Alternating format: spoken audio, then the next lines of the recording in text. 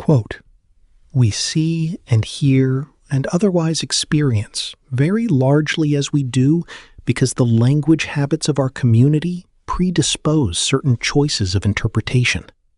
Edward Sapir. Imagine a quiet family living room. A man in his 30s sits across from his parents. The air is thick with the anticipation of a serious talk. His mother smiles nervously and says, "You're not going to tell us you're gay, are you?" The son laughs awkwardly. "No, Mom, it's not that." Relief flickers across their faces.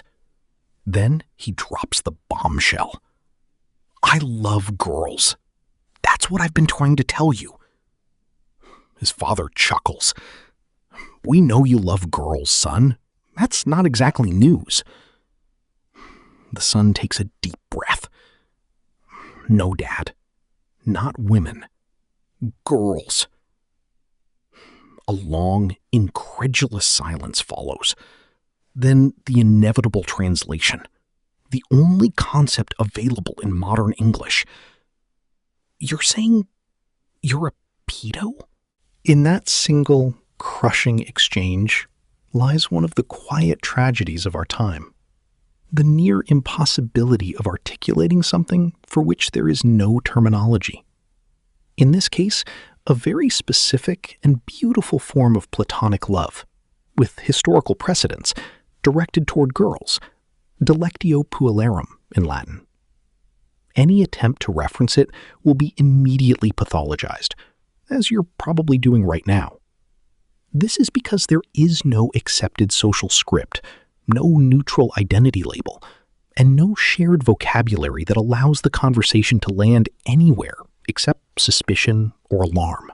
Compared to us, Victorian culture had a rich language to describe such feelings toward girls, resulting in an understanding and acceptance of the phenomenon itself, which later came to be known as the cult of the child. Fondness, purity, innocent delight, spiritual nourishment. A man like Lewis Carroll could express intense emotional and aesthetic investment in little girls and be perfectly understood, even admired, within the norms of his era. Today, those nuances have collapsed. The dominant available framework for any adult interest in young girls is clinical or forensic, pedophilia, minor attraction, or worse. Even when the individual insists the feelings are aesthetic, devotional, or spiritual, a sincere delectio, the listener has no neutral shelf on which to place the disclosure. The brain defaults to the only category it knows. Even our most potent positive word, love, when paired with girl to create girl love, has been reduced to a mere euphemism. This is not merely awkward, it is isolating. For someone whose inner experience includes genuine wonder at a girl's unselfconscious charm, beauty, or purity, there may be no safe way to share that part of themselves with even their closest family. Attempts at honesty risk horror, rejection, or immediate assumptions about risk. Yet remaining silent means carrying a private loneliness and the nagging sense that one must be defective in some way. Compare this to other identity disclosures. Coming out as gay, transgender, or even having unconventional adult kinks now often meets with frameworks of understanding, sometimes celebration, but usually at least tolerance. Society has developed language, concepts, and social scripts that enable these distinctions to be recognized. No equivalent exists for puellarum diligence, one who cherishes girls in the way that the Victorians would have understood. Whilst modern caution is obviously not baseless paranoia, the total linguistic wasteland creates its own harms. For example, such men are likely to internalize shame, believing the cultural narrative that they are bad. Some withdraw from children entirely, even in safe, appropriate contexts. Others experience the Jungian shadow effect. Repressed feelings distort into projection, hypermoralism, or escapism. The absence of a widely recognized concept prevents integration. And without integration, healthy channeling into art, mentorship, or sublimated creativity becomes a lot harder. The family conversation scene from earlier is fictional, but representative. Most men in this position never have any such conversation with their family. They simply live with the knowledge that a core part of their aesthetic and emotional world must remain hidden or heavily caveated forever. There is no parade, no support group that isn't immediately suspect, no cultural narrative that says, this is a beautiful, valuable, and harmless aspect of who you are. But silence does not make the impulse disappear.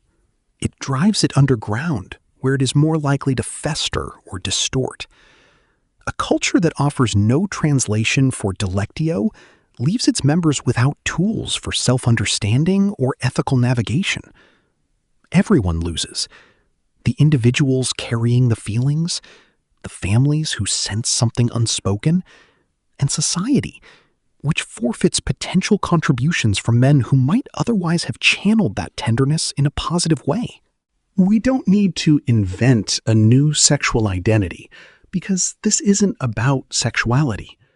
What we lack is a mature middle ground, the ability to acknowledge that there is a natural human response to youthful innocence, which is widespread and benign.